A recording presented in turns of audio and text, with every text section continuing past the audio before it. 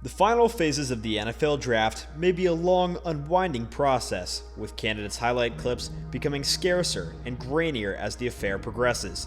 Football fans, both casual and diehard, stick with it, eager to recount stories of where they were when their team added the future Super Bowl MVP. We take a look back at the NFL Draft's past, highlighting the best late-round draft picks who had a significant impact on the teams who selected them.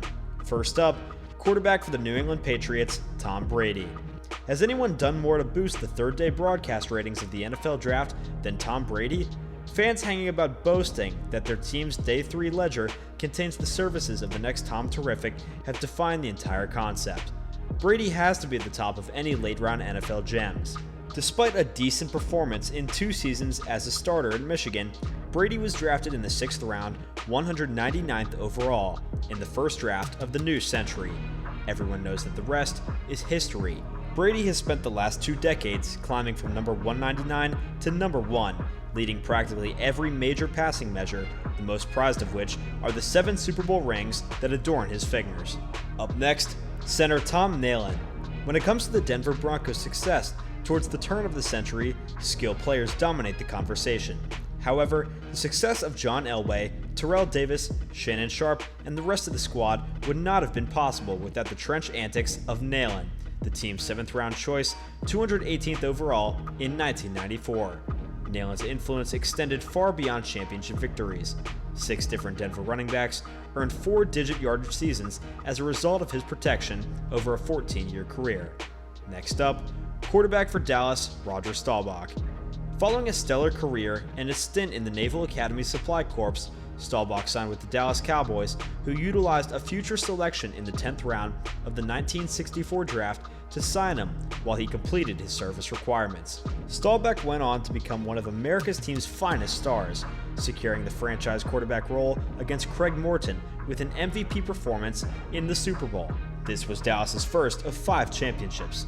Staubach and the Cowboys would make 3 more Super Bowl appearances, another triumph would come down in the 12th edition, and he would subsequently become the thrower of the inaugural Hail Mary during a 1975 playoff win over Minnesota. Staubach was the first player, together with former pursuer Alan Page, to earn the Presidential Medal of Freedom in 2018. Next up is linebacker for Miami, Zach Thomas. The NFL draft process has evolved from 2 days in April to a 24-hour marathon in which one play, on or off the field, can alter the outcome of the entire draft. Nothing exemplifies this more than the scouting combine's popularity, which has prompted seismic shifts in innumerable mock drafts. Thomas, a dominating linebacker out of Texas Tech, was the victim of a poor combine, with many assuming that his NFL potential was limited to special teams. Instead, the 5th round pick, 154th overall, took over as a starter right away and went on to have a dominant 12-year career with the Dolphins, making 7 All-Pro teams and being named to the NFL's All-2000 squad. Surprisingly, he has not yet received a call from Canton. Lastly is center for Pittsburgh, Mike Webster. When asked to name the primary contributors to the Pittsburgh Steelers' renowned 1970s dynasty, names like Terry Bradshaw, Franco Harris, Lynn Swann, and Mean Joe Green frequently come to mind. Webster, on the other hand, was an essential part of the championship campaigns. He functioned as the dependable center for the majority of the championship trips. Webster was the final holdover from each of the Steelers' 4 championship teams when he retired in 1990. 7 years later, in 1997, he was inducted into the Hall of Fame. Unfortunately, Webster is likely better known for his post-playing career. He was afflicted with many ailments and frequently went missing for weeks at a time before dying of a heart attack at the age of 50. The lineman was diagnosed with CTE after his death, and his battles with the disease and mental illness were displayed in the 2015 Will Smith film Concussion. Just because a player is a late-round flyer by a team doesn't mean that he can't have an immediate or long-term impact on the squad. With that being said, that marks the end of our list. Do you guys think that we missed out on any players? Who's your favorite late-round draft player of all time?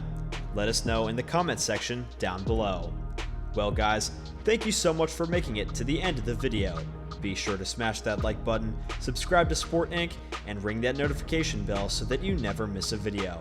We'll see you guys next time.